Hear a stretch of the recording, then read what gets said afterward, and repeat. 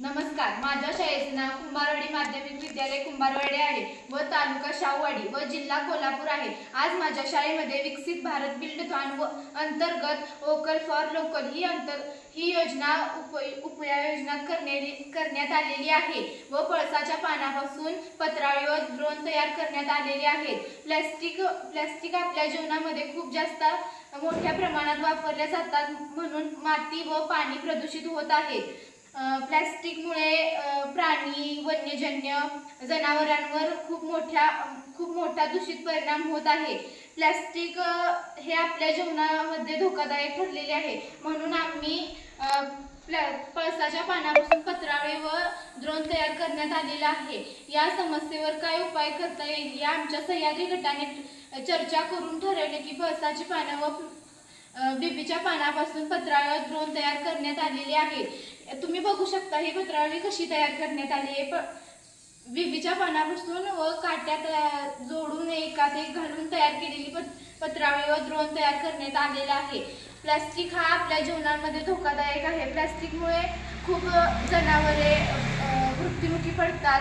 प्लास्टिकमुळे लहान मुलांना खूप आजार होऊ शकतात। प्लास्टिक हे कमी प्रमाणात वापरण्यात यावे अशी आमच्या सह्याद्री गटाची विनंती आहे। आज आमच्या शाळेमध्ये विकसित भारत बिल्डथॉन अंतर्गत आमच्या इयत्ता 9वीच्या वर्गाने म्हणजे सह्याद्री गटाने वोकल फॉर लोकल या विषयामध्ये पर्यावरण के लिए जीवनशैली हा घटक निवडला व पळसाच्या पानापासून पत्रावळी ड्रोन तयार केलेत। हे करण्यामागचा आमचा उद्देश की प्लास्टिकचा कमी वापर करावा व प्लास्टिक जास्त वापरू नये।